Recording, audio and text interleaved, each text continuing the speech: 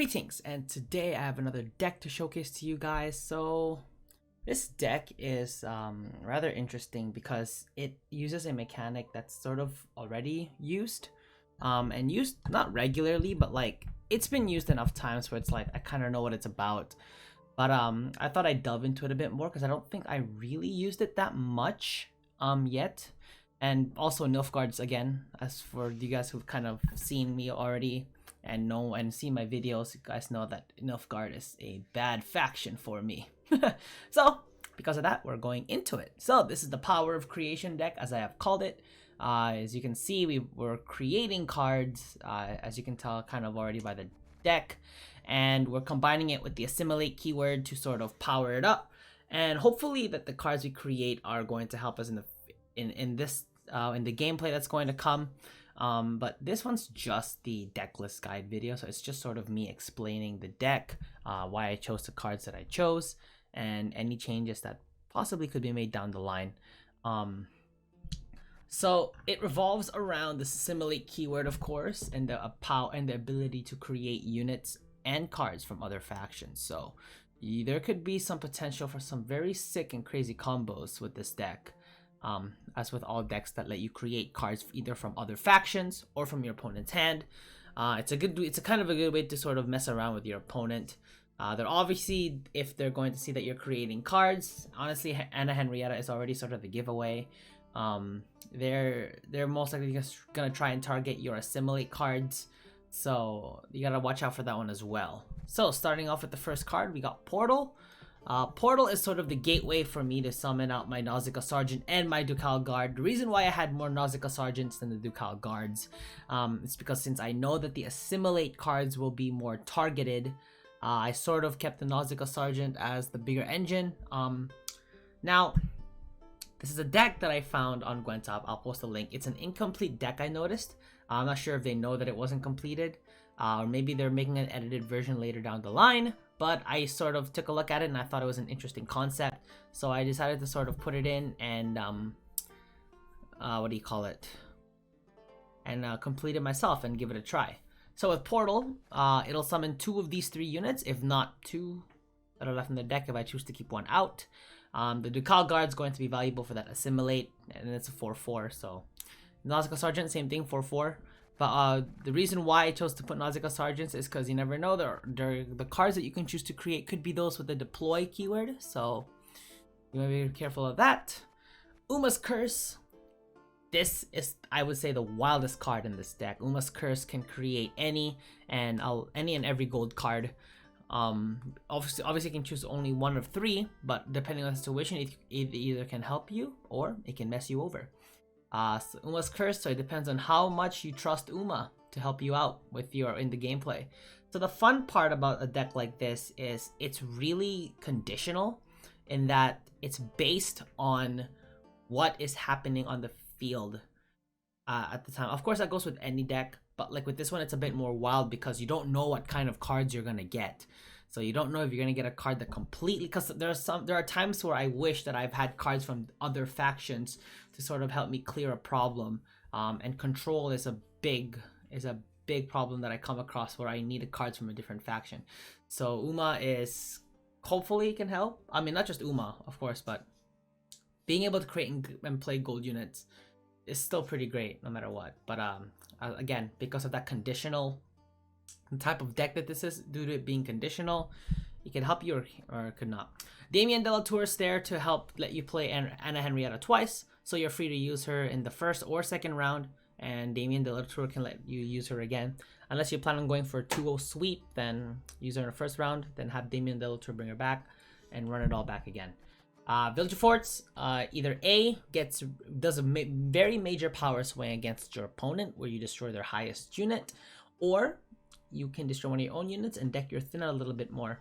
Of course, you're not gonna know what the top of your deck is gonna, what the top unit of your deck is gonna be. So I actually did think about adding in a courier, but I thought that it was a bit too unrelated. I mean, I thought of taking out the Ducal Guard, putting in the the courier, and probably switching out one of these golds for one that's one cheaper. I might do that actually right now because I feel like the Last Wish is sort of just a late addition. Not a late addition, but like it's an addition that's not so necessary, especially with a deck like this. I could actually even put in Cantarella. Cantarella could be a good combo with the courier because it sort of helps you see what's in his hand, but you know, it's not guaranteed it's gonna happen. I might add 1 unit of slave infantry. Because if I'm talking that they're going to try and get rid or maybe try and deplete some of my units, especially the ones with assimilate, I think having a slave infantry has to sort of restore the power and make it even stronger is better. So I do that. Last Wish to slave infantry, and I'm actually going to take off a Nausicaa sergeant unit for a courier. That's not 7 cost. Alrighty, so it's different versions. Anyway, going down the line, I think we stopped at village forts. Oh, I think it has a better combo with the courier. That's why I decided to put it. Plus, it just sort of helps you see what the next card of your opponent's deck is going to be, which could be helpful, could be helpless. That's just sort of for scouting. So, moving down the line, we have Bribery. Lets you create a play unit from it. So honestly, a lot of these cards are cards that you guys have already seen. I'm just sort of trying to explain how well they go together. So adding on to that assimilate keyword, Bribery's there for good. Tourney Shalimar. This is sort of one of the key core cards of this creation deck, in which that for every unit from a different faction, this card gets boosted by 2. So the fact that it's not even a progression ability, it's a deploy ability, means you can create all the cards you want from different factions, summon them to your field, and as long as you keep them alive, that just boosts the Tourney Shalimar's power. So even if the assimilate doesn't work out, as long as your power can keep up in par with your opponent, Tourney Shalimar should do the trick just fine. Plus boosting itself by 2 for each. Boosting itself by 2 as opposed to like boost itself by just 1 is actually pretty powerful. So it literally takes only 2 cards from different factions to, you know, to match its value. But it's for each unit from a different faction. So if you have like 5 scoia'taels, then it's gonna boost itself by 10. So, which is great. Menaku Horn lets you play a tactic card. Honestly, it's just meant to bring out the assassination.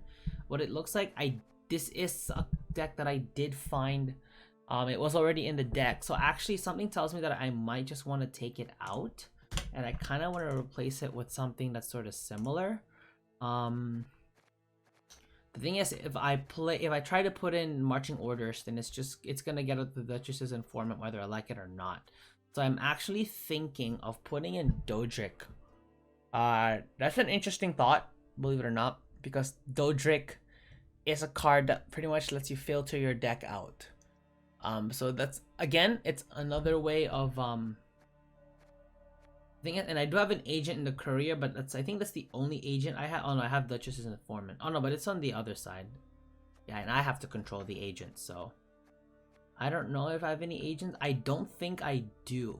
So I mean, because the thing is, Dodric is usually a high priority card, like that people want to take out. So maybe not Dodric. Let's keep looking. I find Menaku Horn to be kind of pointless if it's only used to take out Bribery. That's just my only concern. I could go Swears. Swears for that disruption. Actually, Swears isn't a bad idea, because if I can yoink a unit from another faction, that's sort of another boost. So I'm gonna do that. I think it's just more useful in terms of synergy. Artorias Vigo, let's just move down the line. Artorias Vigo, always useful if you're playing any sort of creation / assimilate decks. It's gonna be pretty useful for that.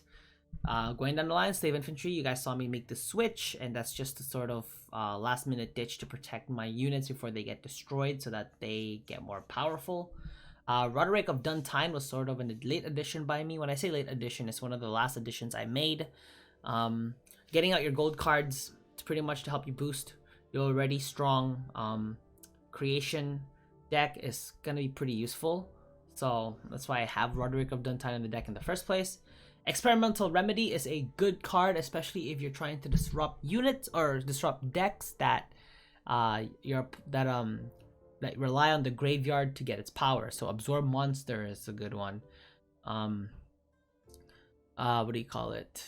Any sort of any res cards would get disrupted by the experimental remedy. You can't target gold cards, unfortunately, but you know what? It's okay. So moving down the line, we have the Imperial Brigade. Again, good for that deck thin. You guys know I love deck thin. Dasbog Runestone, another creation card, helps boost the Assimilate and helps boost for Roderick. No, I don't think the Dasbog Runestone will boost the Tourney Shalmar because it has to be from a different faction. Unless it lets you create a card that lets you create a card from your opponent. Imperial Diplomacies. I think this is essentially a sort of a version from Anna Henrietta, but not really.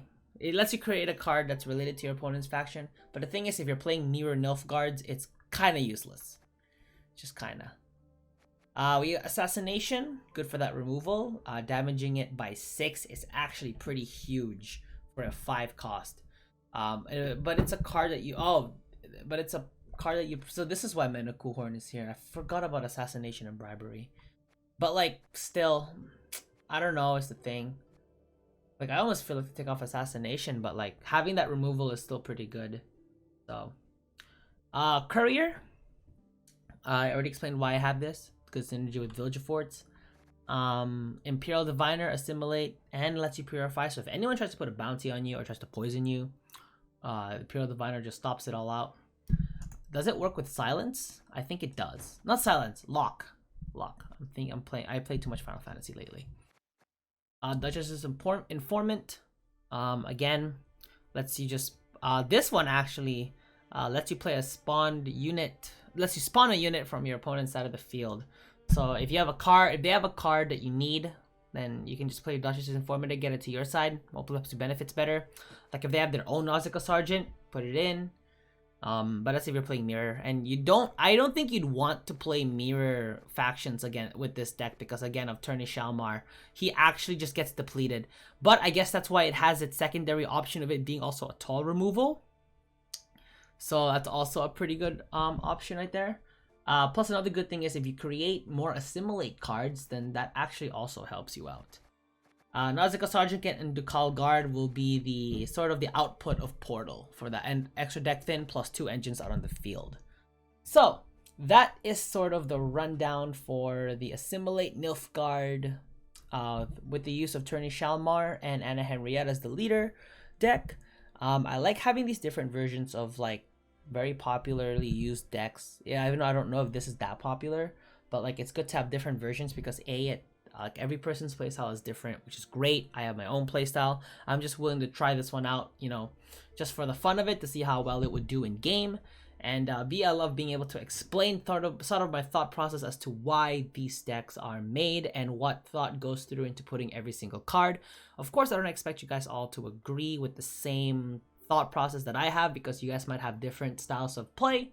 But nonetheless, this is the explanation, deck analysis for the Power of Creation deck. This is Enzo signing out. Like this video, leave a comment if you guys have any changes you'd like to make. If you enjoyed it, leave a like. Sorry, I already mentioned that. And subscribe for more content because the gameplay video for this will be coming out on Tuesday. This will be uploaded on Sunday. This is Enzo signing out. I'll see you guys in the next one.